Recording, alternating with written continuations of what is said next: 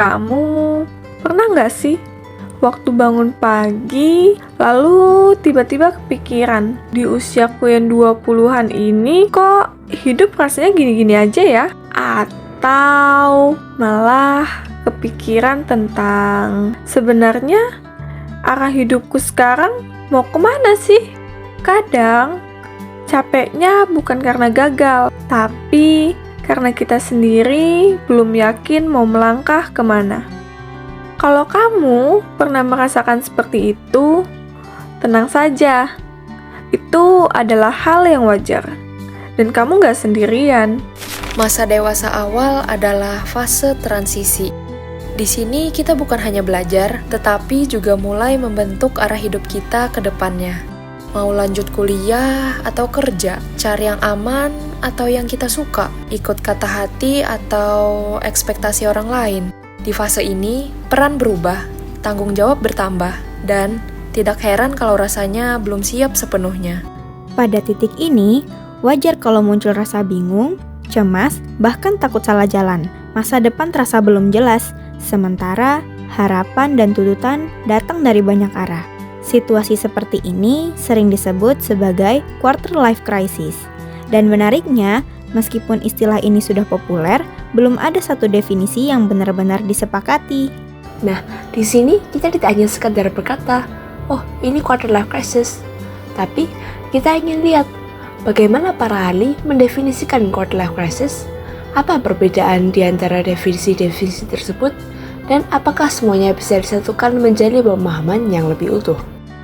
Menurut Robbins dan Wilner pada tahun 2001, dalam artikel Shiva Unsurur dan rekan-rekan pada tahun 2021, serta Anggraini dan Rosali pada tahun 2023, quarter life crisis muncul saat hidup terasa tidak stabil. Terjadi banyak perubahan, banyak pilihan, dan hal itu membuat seseorang merasa panik dan tidak berdaya. Fokus mereka adalah pada usia 18 hingga 29 tahun. Dan menyoroti tekanan emosional saat seseorang mulai memasuki dunia dewasa. Di masa ini, hidup terasa bergerak cepat, sementara perasaan kita membutuhkan waktu untuk menyesuaikan diri. Tapi, Atwood dan Skoll pada tahun 2008 dalam artikel Melati tahun 2025 memiliki sudut pandang yang sedikit berbeda. Mereka memperluas rentang usia dari 18 hingga 35 tahun. Tidak hanya itu, mereka juga menekankan tentang proses evaluasi arah hidup secara menyeluruh. Kini, pertanyaannya bukan hanya tentang kenapa aku cemas, tapi juga tentang hidup yang aku jalani ini sudah sesuai denganku atau belum ya?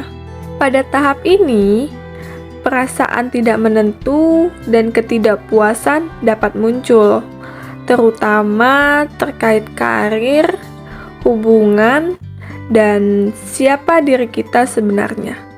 Jadi, menurut mereka, quarter life crisis juga bisa dipahami sebagai proses mengevaluasi kembali jalan hidup yang sedang kita jalani. Dari sisi perkembangan, Robinson tahun 2015 dalam artikel Valentino dan Hendrawan tahun 2025 melihat quarter life crisis sebagai krisis khas dewasa awal. Konfliknya terdengar sederhana, tapi terasa berat. Kita ingin bebas, namun juga sadar bahwa kita harus bertanggung jawab. Kita ingin mandiri, tetapi juga perlu membangun komitmen. Kalau kamu pernah merasakan itu dikenal sebagai komitmen versus independence. Kabar baiknya, ini bukan tanda kegagalan. Ini tanda bahwa kamu sedang bertumbuh. Jadi sebenarnya quarter life crisis itu satu hal atau banyak hal? Kalau dilihat dari berbagai definisi tadi, jawabannya quarter life crisis tidak bisa dipahami dari satu sudut pandang saja. Ada yang lebih menekankan emosi seperti cemas, takut dan merasa tidak berdaya, ada yang fokus ke identitas seperti pencarian jati diri dan makna hidup. Lalu ada juga yang melihat quarter life crisis sebagai tugas perkembangan yang memang harus dilewati. Semuanya saling terhubung dan sering muncul bersamaan dalam hidup kita. Coba bayangkan saat kamu baru lulus kuliah. Orang-orang mulai bertanya, kerja di mana sekarang? Kapan lanjut S2? Teman-temanmu sudah pada kerja, kamu kapan? Padahal di dalam dirimu sendiri jawabannya belum ada. Kamu punya banyak pilihan, bekerja, lanjut studi, atau mengikuti ekspektasi keluarga. Namun, semakin banyak pilihan, seringkali justru semakin membingungkan. Muncul rasa cemas, takut salah langkah, atau takut mengecewakan orang lain dan diri sendiri. Perasaan itu wajar. Itu berarti pada saat yang sama, kamu sedang menghadapi berbagai tuntutan sosial, perubahan emosi, dan proses berkembang menjadi dewasa. Jadi kesimpulannya, quarter life crisis dapat dipahami sebagai respon psikologis pada masa dewasa awal. Ketika hidup terasa penuh ketidakpastian, perubahan yang berkelanjutan, serta banyaknya pilihan yang harus dihadapi. Respon inilah yang seringkali disertai dengan rasa cemas, panik, bingung, dan perasaan belum siap menghadapi tuntutan kehidupan dewasa. Kalau sekarang kamu sedang mengalami hal-hal itu bukan berarti kamu tertinggal. Kamu hanya sedang berada dalam fase transisi kehidupan. Quarter life crisis bukanlah label untuk menyalahkan diri, melainkan sarana agar kita bisa lebih memahami apa yang sedang kita rasakan.